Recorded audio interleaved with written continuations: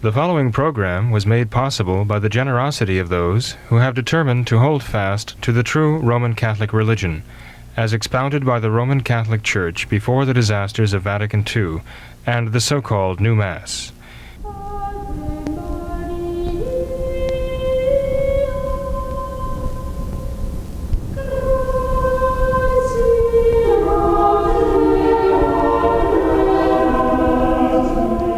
Hello and welcome to What Catholics Believe. I'm your host, Thomas Nagley, and with me tonight is Father William Jenkins from the Society of St. Pius V, and pastor of Immaculate Conception Church in Norwood, Ohio. Hello, Father. Hello, Tom. Father, let's begin tonight by talking about this recent event that happened in Las Vegas with the mass shooting there. I believe it was over 50 people that were killed and more than 500 that were injured there. And my question is, Father, how is it that after every act of violence like this, the question automatically comes out from everyone asking why? Why do things like this happen? Everyone always instantly searches for a motive. That's the big search now. Everyone is searching for a motive. Why did this happen? Why did this person do that? And how is it that people don't understand the fact that this is what man does? This is the result of original sin. Man is born as a fundamentally flawed being. He has tendencies towards evil.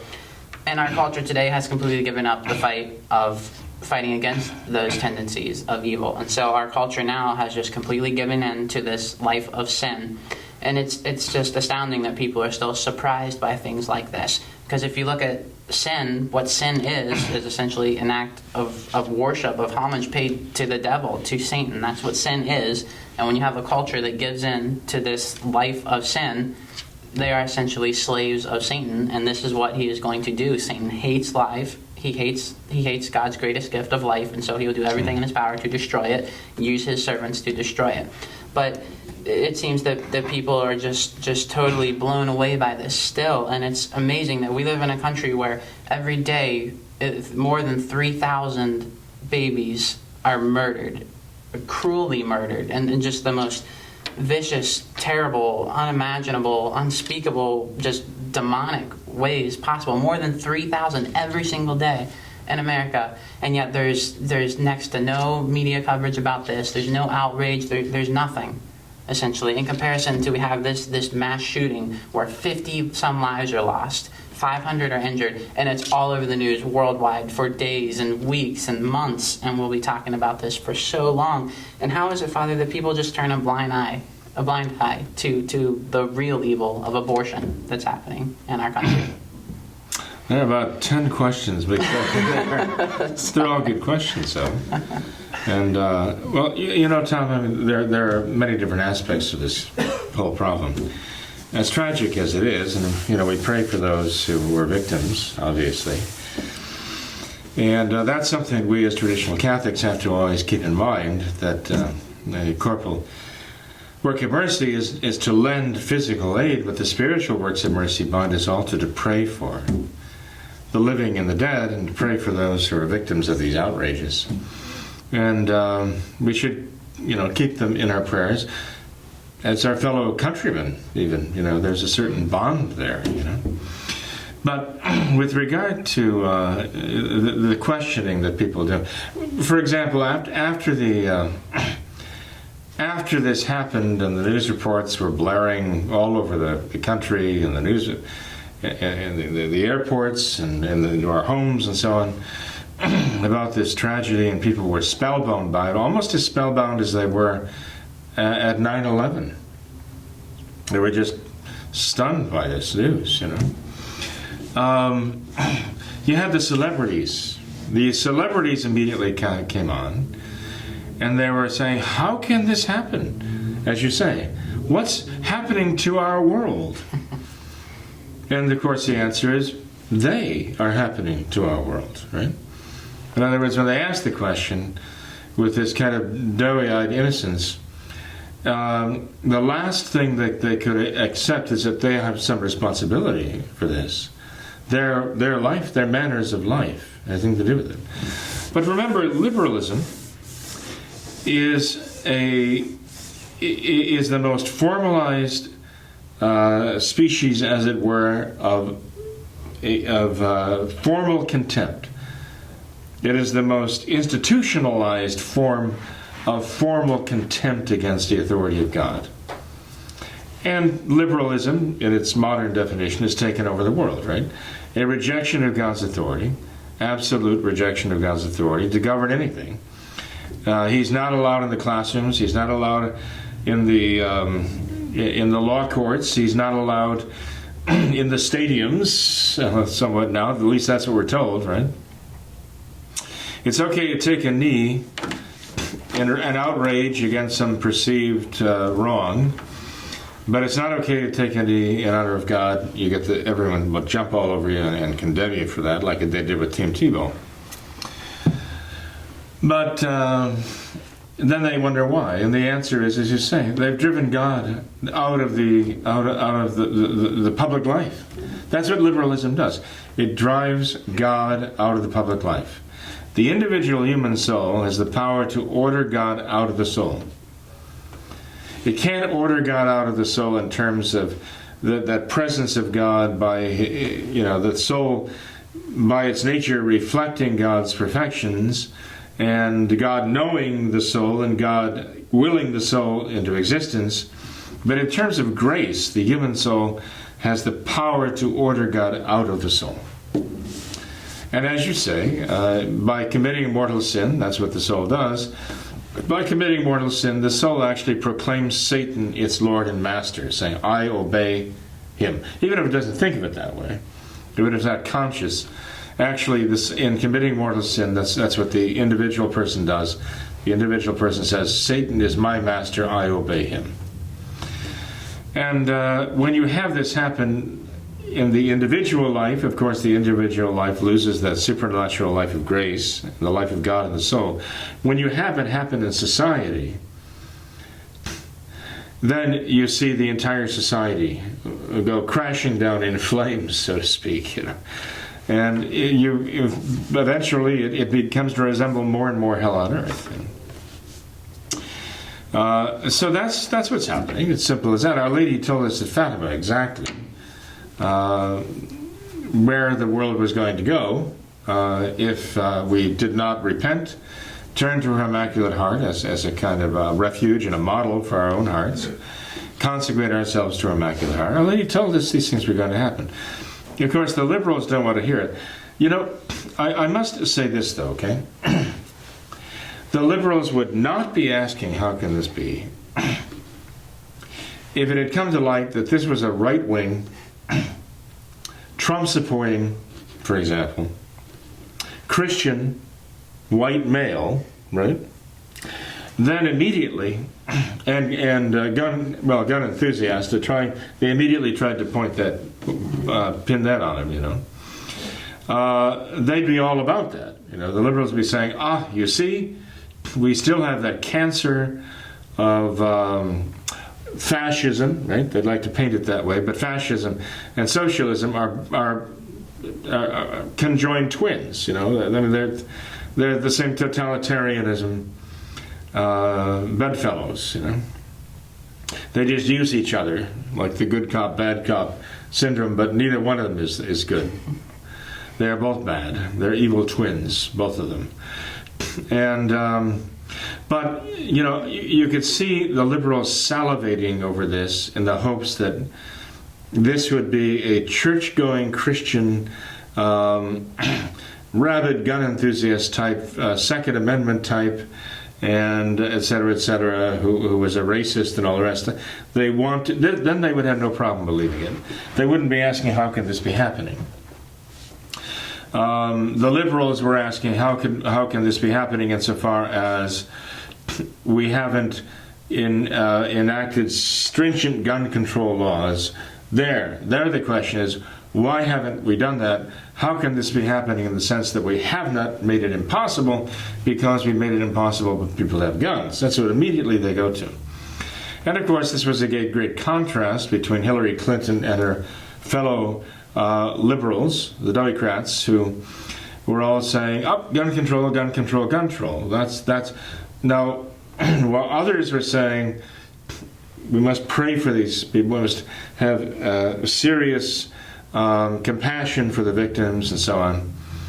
immediately the Liberal Democrats started shouting gun control. That's their mantra, okay? Some start talking about God, and others start talking about government, gun control, because government is their God. As long as they're government officials, it will be their God. Anyway, let's put it that way. Someone suggested that actually this shooter was targeting this particular audience because of the more conservative political bent expressed in the country western music scene. They'd sung God Bless America. There probably were quite a number of American flags in evidence. I didn't actually see the venue before the shooting started. But I would bet that there was a lot of patriotism expressed in this. And so the ISIS, the Islamic State people began to immediately crow, this was their operative, this was an Islamic soldier, ISIS soldier who was radicalized to do this. And there were denials all around, immediately, knee-jerk denials. No, that's out of the question, there's no evidence for this. This is ISIS in the death throes, just grasping for straws to gain some kind of credibility.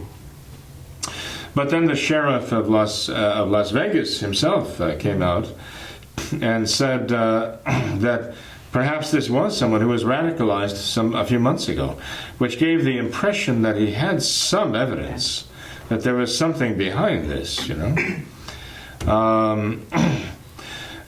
Just curious, to see. One thing that was published since this terrible event happened was that he had been prescribed a form of a drug that can provoke very,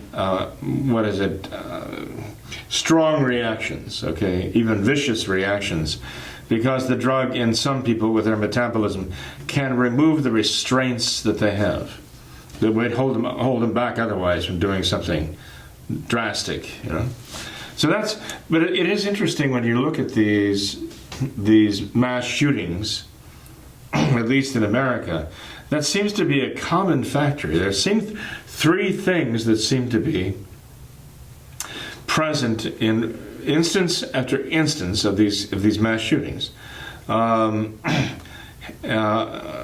rock, heavy metal rock, whatever, this violent music scene.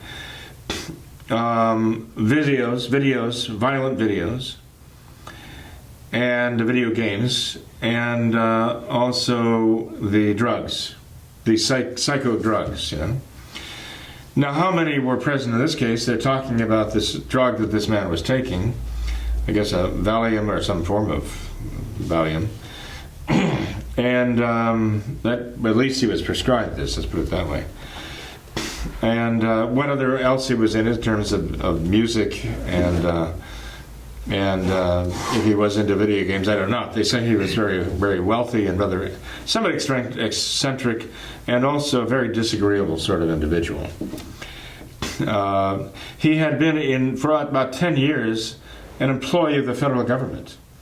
I think for 8 of those years working with the IRS, So, in other words, he did not fit the profile the liberals wanted to have of someone who would do this horrible thing. And so they're left to now say, well, how could this possibly happen? As if to say, how could anybody but a right-wing conservative, so and so, who else would do such a thing? But time after time after time, they're finding it is their own creatures of liberalism who are doing these awful things. Supposedly, a girlfriend from the Philippines, there are those who are saying that she's Islamic herself. I don't know. There are many people who are married to Islamic women who don't necessarily do such things, or haven't yet anyway. Is that an adequate explanation? I don't know. I don't think that necessarily is an adequate explanation for what this man did.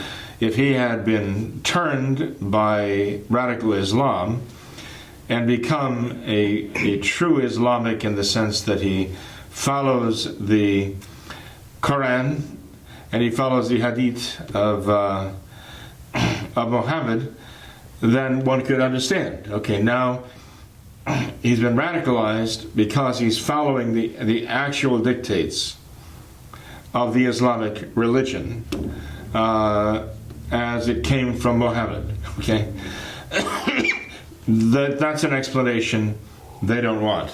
The modern liberals will not tolerate that as an explanation. Right? It's off the table.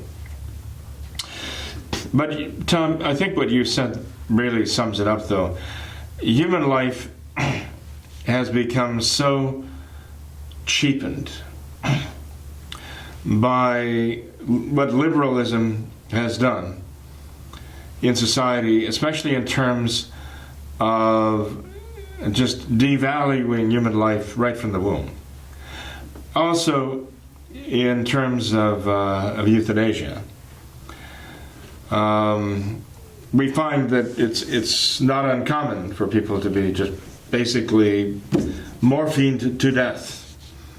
If somebody along the line who has the access and the means and the opportunity decides that their quality of life is not what it should be, I wouldn't want to live like that, and so you can't either, and so they feel entitled to kill somebody. But when you realize the satanic evil of abortion, you realize that the millions and millions, tens of millions of children who've been put to death, cruelly executed in the womb by basically medical terrorists. Except for one thing, the medical terrorists are the ones who are making a lot of money. They're making money off it. They really are contract killers.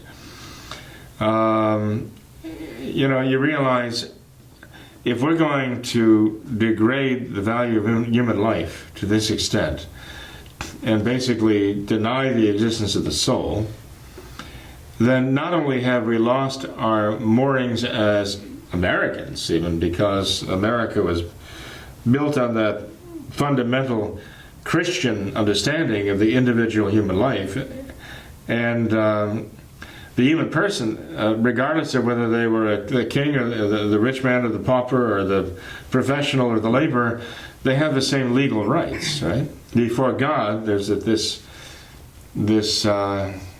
equality of the value of soul, as it were. We've lost that, but we've lost the very basis for our belief as Catholics, as Christians at all. We've lost that. If we make peace with the idea of abortion and do not consider that to be a war against humanity, but even more than that, a war against God, and we even strike a truce with it, we've just lost everything. How can it, so what I'm saying is basically what you would say too. As we have the liberals saying, how can this happen? How can this happen? We would be saying, how can this not happen? It's impossible that this wouldn't happen. It's necessary that this happens because of what you've done and continue to do to our world, our society, our young people in the modern public school systems, and divorce, destroying any sense of loyalties to the families. You have the divorced father and his girlfriend, the divorced mother and her boyfriend, and we're all supposed to get along as though it doesn't matter. The child is put in the middle. What does this do to a child's sense of just this natural bond? Loyalty, right? It destroys it utterly. And it makes for a very cynical young person growing up to be, well, sometimes just a very hopeless, young adult. So yeah, this is what we're dealing with. It's the world that they have made. And the solution, of course, as you know, is to turn to God and to make people understand that they have to turn back to God, repent, and make reparation for the scandal they've caused, especially to the young people. Father, you make that point often about the fact that human beings have souls, and when man ceases to be good, he doesn't just become like an animal, he'll become like a devil because he has a soul.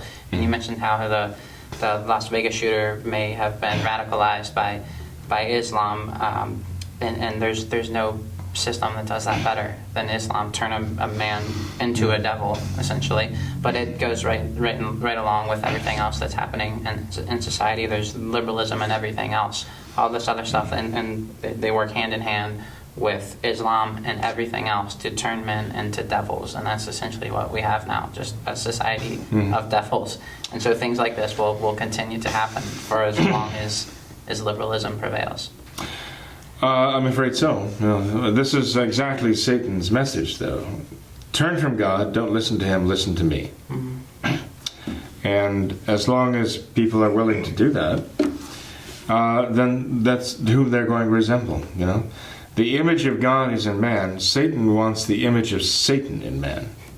He wants all mankind to bear the image of Satan. How do they do that? By their rebellion against God. He wants them all to carry that mark. He considers it to be a badge, a mark of honor to himself. He's proud of it because of his pride. He's proud. But then you look at people like Saul Alinsky, you know, the great revolutionary mentor of Barack Obama and Hillary Clinton, right? Dedicating his rules for radicals to Lucifer, the first great revolutionary who rebelled and gained his own kingdom of hell. Saul Alinsky, he's the modern liberal Trotsky, as it were, for the whole world, leading the revolution, you know, worldwide. He's gone now, but I'm afraid his spirit, as it were, his malevolent spirit, is still very much at work in his protégés, and but this is their model. You know, there's a man who explicitly made Satan's rebelliousness the model for his life, and what he wants to make the model for the entire world. Absolutely, this is what Satan wants. He wants to revolutionize. They want the revolution en permanence, as they're saying. A continued, endless, ongoing revolution. They're getting it. Father, let's move on though. They think they are. So God says, enough. Yeah, hopefully. Let's move on though, back to this correctio that we've been talking about. We received an email from a viewer who mentioned how several months ago there was an analysis done by a certain priest in the SSPX, and he said that according to his analysis there were no errors, no heresy contained in Francis' document Amoris Laetitia. But at that time was when Francis and SSPX were in talks of reuniting, and the SSPX was apparently on the verge of signing on with Francis. But now that deal is apparently off the table for the foreseeable future, supposedly, now it seems that Bishop Fillet has kind of done a 180, and now he is signing this correctio saying that yes, this Francis is teaching heresy. Is there a contradiction there, Father? Well, yes, and necessarily so. I mean, when you're on the one hand playing politics in the sense that you want to kind of strike a deal with someone who despises what you stand for, you know, you're going to be compromising. You're going to be looking for a way to sort of minimize the problems, to make it look legitimate that you seek to strike a deal with them, right? But when there's no deal, then you go into attack mode, you know, and try to justify why there's no deal, why we can't do this right now, and show, well, look, I mean, these are the bad things about this person that we you know, this is the obstacle. I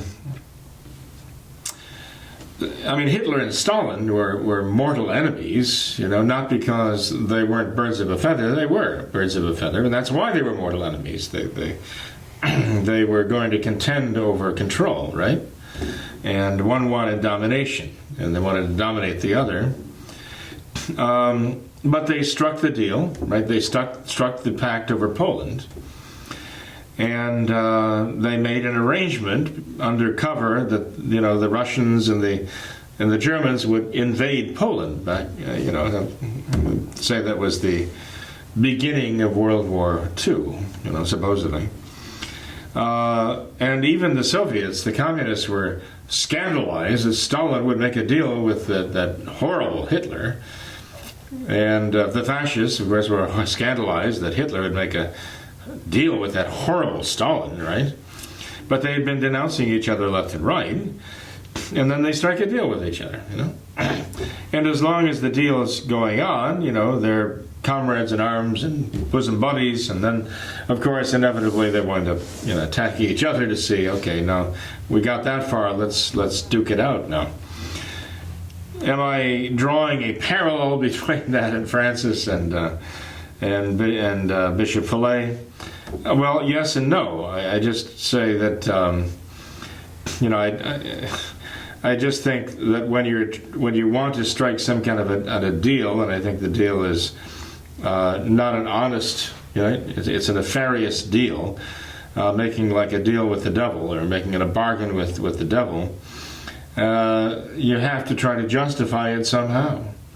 And by doing that, you have to minimize the wrongs and kind of try to promote the good points, you know? Like, you know, gee, we're striking this deal with the devil, but you got to admit, I mean, he really is a hard worker, and he does have some admirable qualities, right? And you've got to downplay the evil so you can sort of make it look plausible. But then, of course, when there's an obstacle, then you've got to save face too. So maybe Bishop Fillet is sincere in fighting heresies. Maybe he's read this Correctio Filialis concerning 7 heresies that Francis is propagating in Amoris Laetitia. And maybe he's not. I mean, Bishop Tissier de Malaray, some years ago, said this even about John Paul II as propagating heresies, as far as I recall. I seem to recall that he actually came out and said that. You know? Didn't have any practical effect, though, that I could see. Francis has signed on to this Correctio. And, of course, I mean, there are those who are championing this and saying, oh, yes, you know, how wonderful that they were standing up for the truth, for recognizing the truth. You mentioned also that there was a father, is it G-E-I-Z-E? G-L... Is that it, Father G-L-E-I-Z-E? Okay. With the Society of St. Pius X, who said, when Amoris Laetitia first came out, that there were no heresies in it. Okay. So I think, again, you're going to get a very broad range of views within the Society of St. Pius X, the clergy, because there is no real theological unity among them.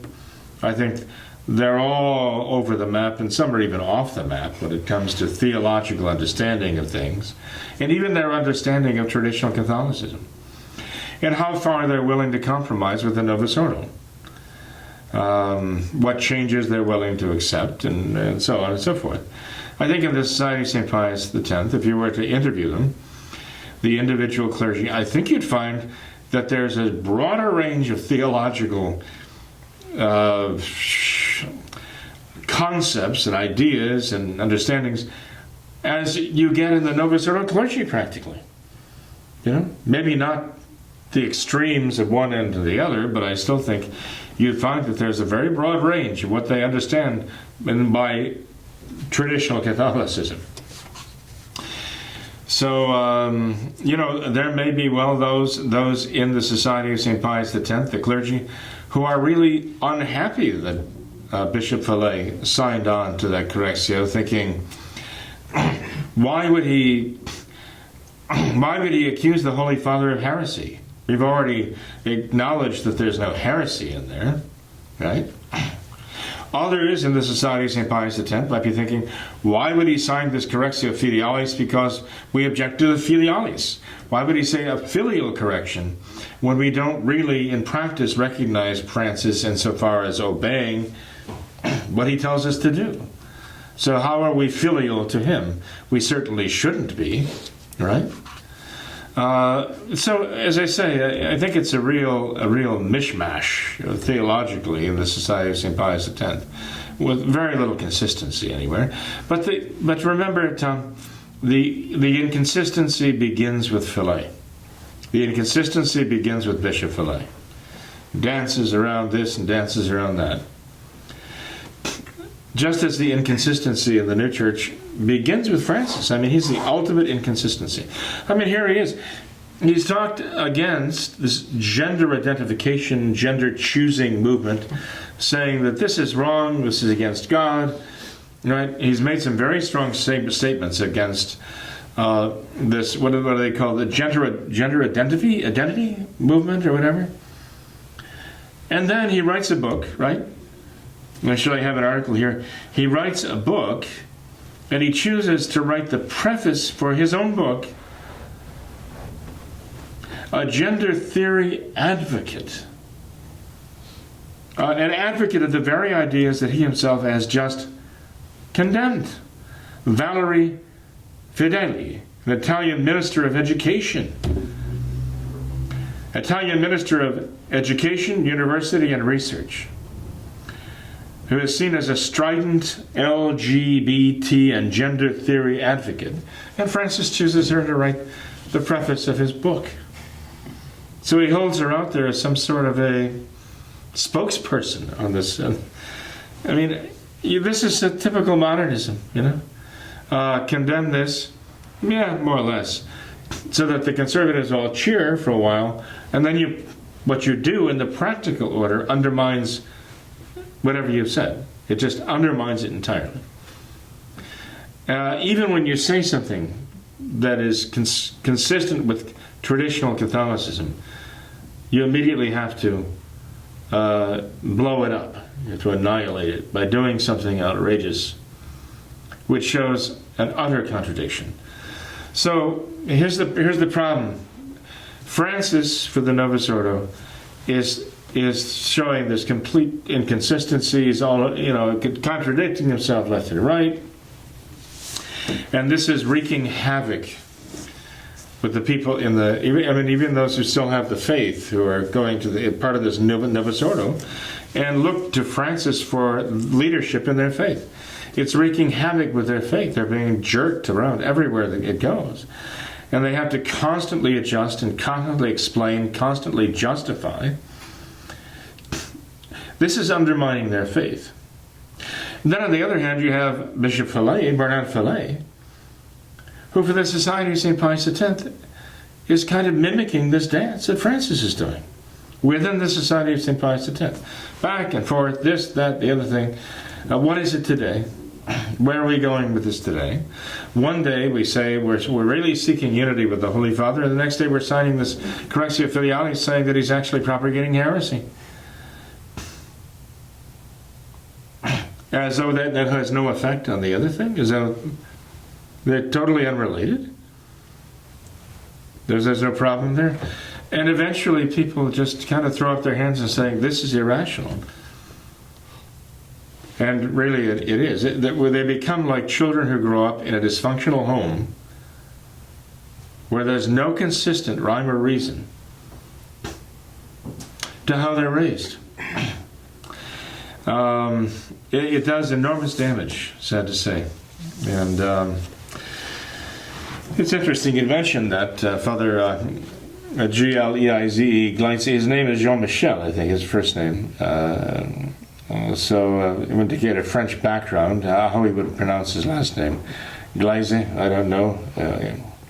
Gleize, I have no idea. But the point is, he was speaking out in a rather lengthy treatment of Amoris Laetitia when it first came out, as a priest of the Society of St. Pius X, right?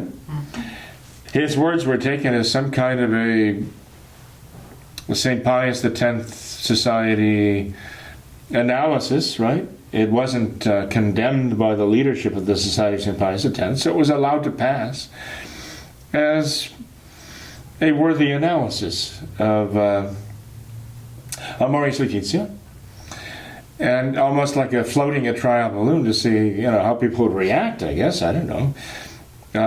But his analysis led him to the conclusion that there were no heresies in Amoris Laetitia, and now the Correctio insists that not only are there heresies, but Francis is propagating 7 heresies.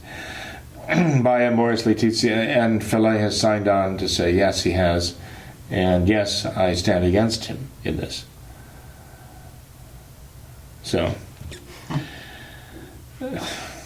the traditional Catholic people need consistency, and that means that they need somebody who will stand by the faith and not follow politics. Mm-hmm. Father, what about Cardinal Burke? We received an email from someone asking about him, how he seemed to be so against Francis, and he was part of the Dubia Four and all that for a while. But then he kind of had a falling out with Francis, but now apparently he's mended fences with him, and he's back on the Vatican court, and now there's this he's an advisor. He's not. He's gone. He was the prefect, but some say, oh, he's been reinstated. He hasn't been reinstated. He's being brought back somewhat into the limelight. You might say rehabilitated, like the way how they rehabilitate the disgraced leaders.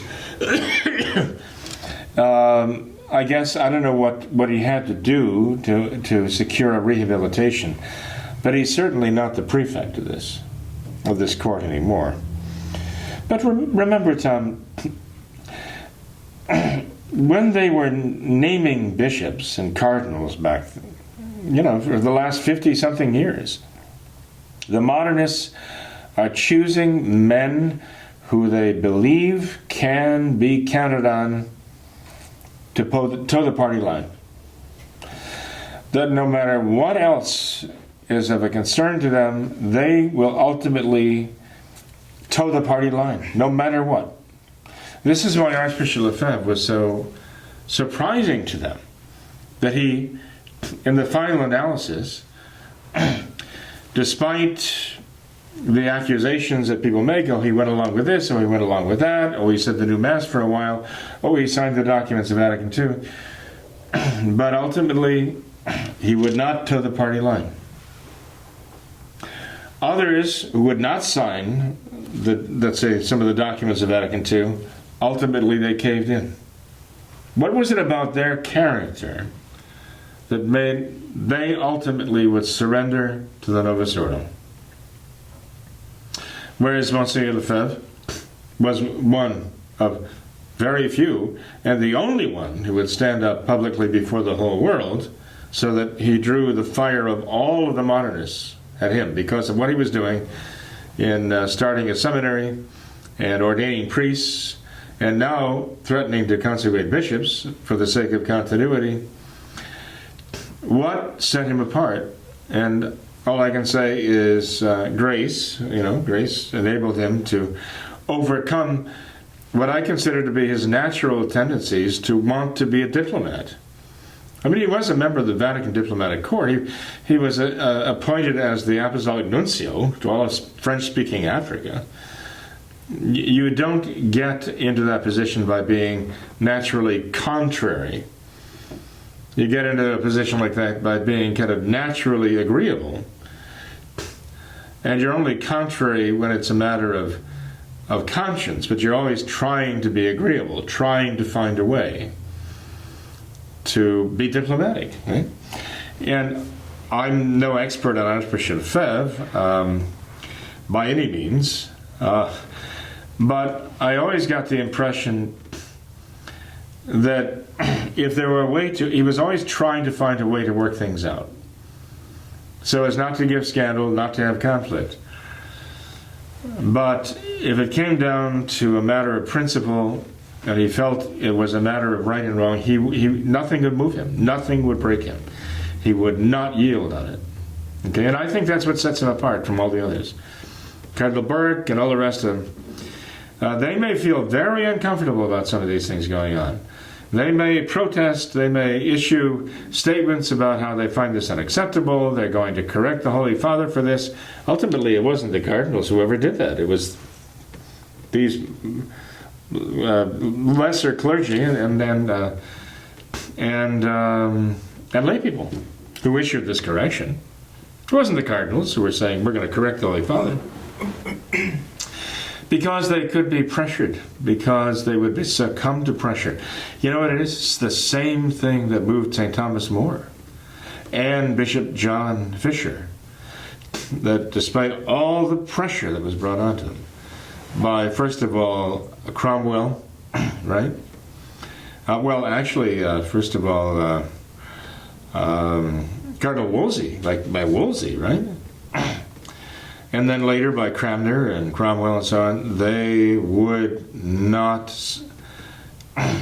as Thomas More said, I would not approve of the marriage. I would not approve of the marriage. That was the thing. That's why you sought my blood, he said, because they would not yield to the marriage. And there are certain places where you have men like this, when it comes to a matter of principle, they will not yield.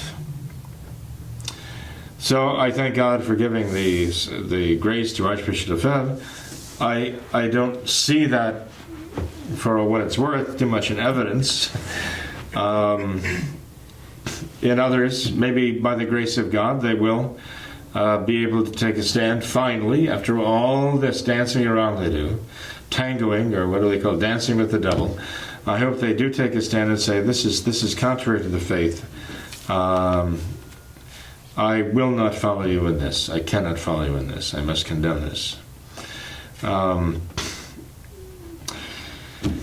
any case, and without that kind of leadership, the traditional Catholic people are left pretty much to fend for themselves. This is the kind of leadership they really need, and they don't seem to be getting it. It reminds me of the Old Testament too. You know, there were times when God made it very clear having no prophet in the land was a great punishment. We look back in the Old Testament, we see Ezekiel and Jeremiah and Isaiah and the prophets, you know, who stood up and spoke the words of God. But when the people were being punished for their refusal to hear the prophets that he sent to them, and even killing the prophets, there'd be no prophet in the land, and everyone suffered because of it. Well, we need someone, not a politician, right, but a prophet. And as I mentioned before, I mean, there have been times when there have been very good popes who failed miserably because they lived in times when we needed not good popes, but great popes. And they just came up short, seemingly, right? And there were times when we needed great saints, and God sent them, you know. Well, we need that now, you know. But the great saints, I'm sure, for our time, are going to come from the school of our Blessed Mother, from the school, let's say, of Fatima, consecrating themselves to Immaculate Heart, and following Our Lady's lead at Fatima, doing what she said we must do. And only in the light of what Our Lady said at Fatima are we going to be able to understand what's happening in the world.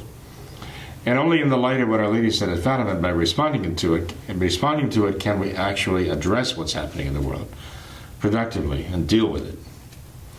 So that's where I go. I mean, we're going to be celebrating the 100th anniversary, the centenary of Our Lady's 6th apparition of Fatima, the miracle of the sun, and so on. On October 13th, here at Immaculate Conception, we're going to have a solemn Mass offered at 5 o'clock in the evening. Friday night, beginning at 5 p.m., October 13th, a solemn Mass here at Immaculate Conception Church. At 6:30, the candlelight rosary procession begins from the church. We're going to pray the 15 decades of the rosary as we walk. We'll carry the statue of Our Lady in the procession. We'll return to the church for benediction. There'll be refreshments served afterwards. And it should be a very beautiful evening. And I hope and pray that heaven accepts that homage, a little bit of homage that we can render to Our Lady, and Our Lady's love for her Lord, our Lord, her Son, our God, Jesus Christ, and that, again, we can draw graces where the graces are so desperately needed right now. Definitely. Father, let's answer one more question here, because this seems to go nicely with what we've been talking about with Francis and his heresies. It's this topic of sedevacantism, which seems to come up rather often in our programs. But there's an interesting question here that I don't believe we've discussed this angle before. This is from a person who says, I am not a sedevacantist. And they ask, should I infer that because you stated that the documents of the Second Vatican Council do not contradict neither scripture nor doctrine, that the sedevacantist position is based only on the changes of Catholic traditions that emerged from the Council? Well, I'm a little puzzled. I'm trying to situate this in what I've said, because he's drawing a connection with something I've said in the past, right? Mm-hmm. I believe, Father, if I may, I believe it was from a program, if I'm not mistaken, it was when we were talking about Archbishop Lefebvre and how he signed some of the documents. That's exactly what I'm thinking, too. I think he's going from that. I asked Archbishop Lefebvre about the last document signed. Then Archbishop Lefebvre responded, well, the contradictions to divine revelation are implicit. I didn't actually say in that program what I think about that. Okay, I said this was Archbishop Lefebvre's take on it, because what we were talking about is Archbishop Lefebvre signing the document. Okay? Now one would think if someone signed Dignitatis Humanae Personae, I think that was it, Dignitatis Humanae Personae, if one signed that document, that Archbishop Lefebvre would not have signed it even if he saw implicit contradictions to divine revelation and to the dogmatic teaching of the Church, that he still wouldn't have signed it. At the time, if he'd even seen at the time there were implicit contradictions. So I gathered from what Archbishop Lefebvre told me at this time, this was back in the early 1980s, that he had come to see that there were implicit contradictions after the council was over. Which I could understand, because at the beginning of the document, Dignitatis Humanae Personae, the modernists had allowed to be added a couple of paragraphs that were quite traditional Catholic teaching about the obligation of every conscience to find the truth and to adhere to the true faith and the one true God. Okay? So maybe the Archbishop at first thought, well, the addition of those two initial paragraphs, in a sense, clear up and clean up that document now and state the Catholic faith. And with that in mind, he signed it. If he were here, I would ask him, but he's not here right now. So I can't.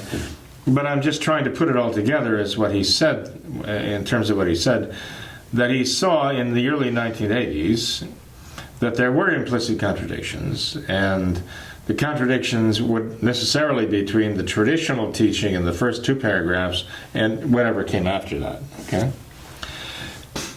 Now, for my sake, I mean, I'm not Archbishop Lefebvre, I'm not anywhere near Archbishop Lefebvre, but when I read the council document on the dignity of the human person, I believe that there are explicit contradictions to divine revelation in that document. Because whereas the document on religious liberty of the Council, the First Vatican Council, begins by saying that everyone has an obligation and conscience to find the truth and to adhere to the true faith, the true God, whereas the Church has said in the past that one cannot be constrained to violate his conscience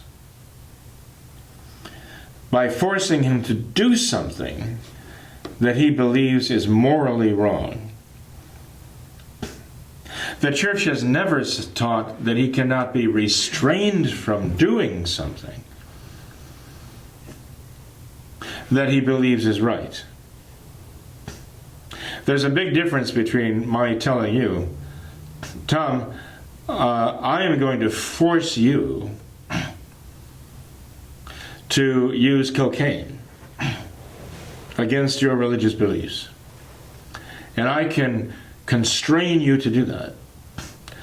Or I can constrain you to perform an abortion as a doctor, contrary to your religious beliefs. I can force you to do that. The Church has said you could never do that. Even if mistakenly you believed that something was more immoral, I could not legitimately constrain you, force you to do something that you believed was seriously wrong. Okay? However mistaken you may have been. Okay? But then the other side of the coin is, can I prevent you from doing something that you believe is right? Can I restrain you? If you believe that abortion was perfectly okay, and it was an act of compassion, one of the corporal and spiritual works of mercy to terminate this child's life, right? That it was positively a good thing. And you even had the first church of abortion as your, that was your belief. Can I prevent you? Could I forcibly prevent you from doing that? Yes, of course I could. So there are two different matters here. The church has never taught that one could not be restrained from doing something because it is morally wrong, even though the person doesn't agree. Well, in the document of the Second Vatican Council on religious liberty and the dignity of the human person, it actually crosses that line. It blurs that line. It erases the line, essentially.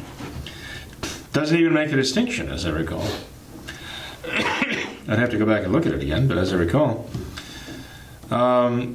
between saying that you can't be constrained to do something you know is morally wrong, but you can't be restrained from acting on your conscience either, whatever it is, no matter how erroneous it is, even if you believe in mass murder as a way of worshiping God, if that's your religion, you can't be restrained from doing that. And that message, that's what the gospel teaches. That's the clincher. That it says in there, that's what the gospel teaches. Now Vatican II is making that a matter of divine revelation. And I'm sorry, I don't believe that as a matter of something being implicitly against the faith. I consider that to be at about as explicit as you can get against the Catholic faith, teaching something that the church has never accepted, but teaching that as though it is an actual doctrine of the faith. If not by the extraordinary magisterium, at least by the ordinary magisterium of the council. That's pretty serious business. So just in answer to what the individual says here about what I really think about these council documents, I think you could make a very strong case that dignitatis humanae personae, and the liberty of the human person, is formally heretical, that it is actually explicitly heretical. In attributing to the gospel a false teaching, as though it's a matter of divine revelation. It's defining almost a new doctrine that is contrary to the church's traditional moral teaching. And Father, would that logically lead you to a Sede Vacantis position? That would logically lead you to believe that the Second Vatican Council was a false council. That, if not at the beginning, somewhere along the line, that the Holy Ghost was expelled from the council. Personally, I believe that the Holy Ghost was never invited to the council. I think John the 23rd had his own agenda there. The radicals of the Rhine countries and the modernists had their own agenda there. That there were Catholic bishops and cardinals who were working on the Schema to begin discussion that were very Catholic and would have led to very Catholic conclusions, but they were discarded at the beginning. We know that. And the discarding of those Schema, the schemata, that were established to begin the council, was a formal rejection of what they stood for. And that was a declaration that we are not here to discuss the Catholic faith. That's how I see it anyway, what it's worth. So I consider Vatican II to be a false council. People who are following this, the Catholic Church does not teach in ambiguities. The Catholic faith does not teach in heterodoxy, and that's what Vatican II is. It's constantly contradicting itself. This is true, but so is this. And they contradict, constantly doing that. That is not the voice of the Catholic Church. That's not the voice of Christ. It certainly isn't the voice of the Holy Ghost. So I think from the very beginning, this was a modernist robber council. You look back at the history of the Church. There were things that were purporting to be councils that the Church ultimately rejected. and either rejected in part or rejected in entirety. When you look in the history of the church, you'll find that. So, no, I think this is a modernist tactic, Vatican II. But in any case, so do I think sedevacantism, has a point? I do. Personally, I believe there are very sound theological reasons for believing the sedevacantist position that Francis cannot be the Pope. I've said that before. I've made it clear before that if a man does not formally accept the papacy, even if he's unanimously elected, if all the cardinals vote him to be the Pope, and he does not accept the office, that he cannot be the Pope. And Francis doesn't even believe in the office of the papacy. I've made that very clear, I thought. So again, I've never had anybody address that issue. Nobody has ever actually addressed that issue with me and answered that question. Not even begun to try to discuss it. They just completely ignore it. I think they're making a big mistake myself, for what it's worth. But so I gather that our writer here has not really heard any of that. Maybe just listened to some of the programs, not all of them. So, the thing is, I do see problems with the sedevacantist position also. Okay? So, it's not as though I'm saying it's an open and shut case here, signed, sealed, delivered. It's like a matter of divine revelation that the sedevacantist position is the correct one. There are theological problems with that, and some of them rather serious theological problems. I realize that. And I think that's why you have the sedevacantists and the anti-sedevacantists going at it, because each side is saying the other one would destroy the church.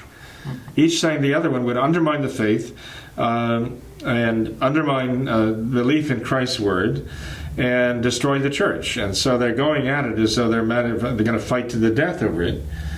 Because the sedevacantists say, well, if you're right that a true pope can do these things, then you're just basically making a mockery of the office of the papacy. You're destroying the whole concept of the papacy, and you're making a mockery of Christ's teaching. The anti-sedevacantists saying, if you sedevacantists are claiming this, what you're saying would destroy the church, would undermine the teaching of Christ, and say that the whole church is following somebody who's not really the Pope, and that would be, an attack on the church too. They're actually using the same arguments basically fundamentally against each other. That's a good point. Do they have theological reasons behind it? Yes, they do. And I would say from a theological point of view, even from a canonical point of view, I see the sedevacantist side as... I just can't explain away the objections. But I do see that I do see where I see where these anti-sedevacantists are coming from, and why they are almost on the verge of panic about the sedevacantist position. Why they interpret that to mean that the sedevacantists are actually saying the church is through, and why they react the way they do. So impassioned, in such an impassioned way. I don't see that being the case, but I see that they see it that way,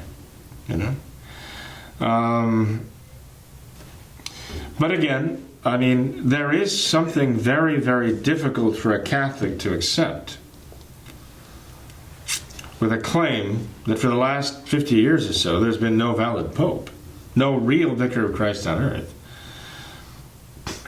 That none of these cardinals that exist right now are actually cardinals.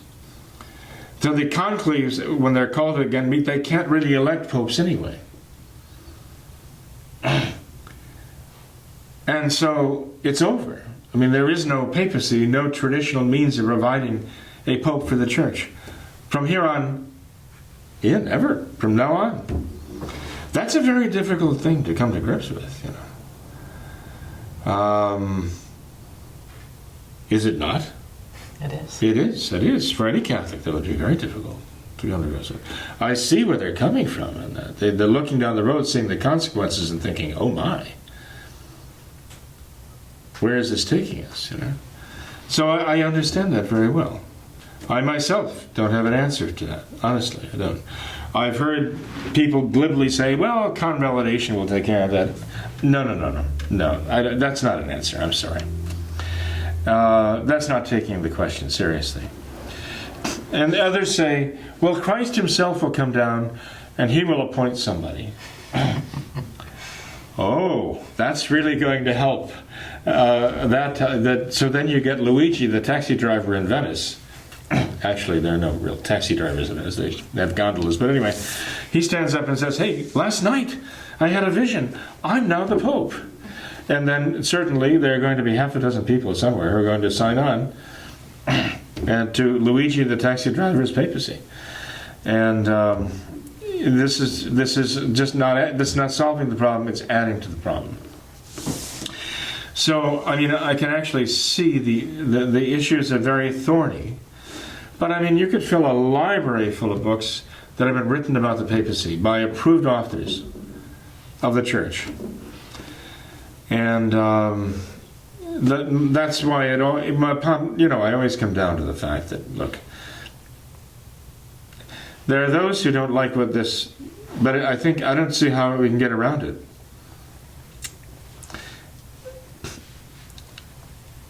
No matter how convinced I may be one way or the other, I mean, no matter how convinced you are one way or the other on the question, you are not the Pope.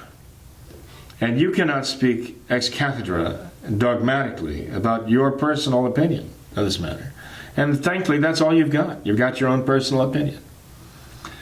You can go to somebody you consider to be a priest or even a theologian and get his opinion, but that's his opinion. It's not dogmatic.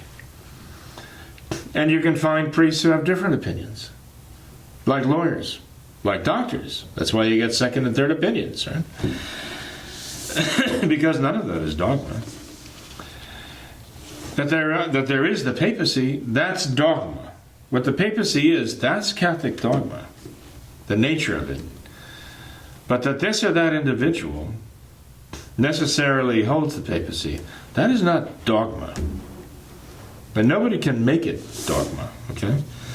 And especially when you have very serious and compelling objective reasons for questioning whether someone even has the faith, or even believes in the papacy as we know it, as the Church has taught it to us, then you can't just wave the catechism at somebody and say, aha, you see I'm right. So, again, since you insisted on going ahead with that question, knowing full well that we were launching out into the deep and lowering the nets and they were going to be breaking because of the draft of fishes, all I can say is yes and no. I don't even know where the question ended there. But maybe the question is still open, so maybe we can come back to this next time. We'll save it for next time, Father. I think we covered enough tonight. Okay, we'll let the nets break and all the fish go back into and go home. Okay. Sounds good. Thanks for being here tonight, Father. Absolutely. Tom, God bless you. You too. You're a brave man, Tom. Thank you, Father. Thanks to all of our viewers as well for watching this episode of What Catholics Believe. Until next time, we ask that you all remember the words of Our Lady of Fatima, to consecrate yourselves and your families to the Immaculate Heart of Mary, and to pray and do penance. Thank you, and God bless you.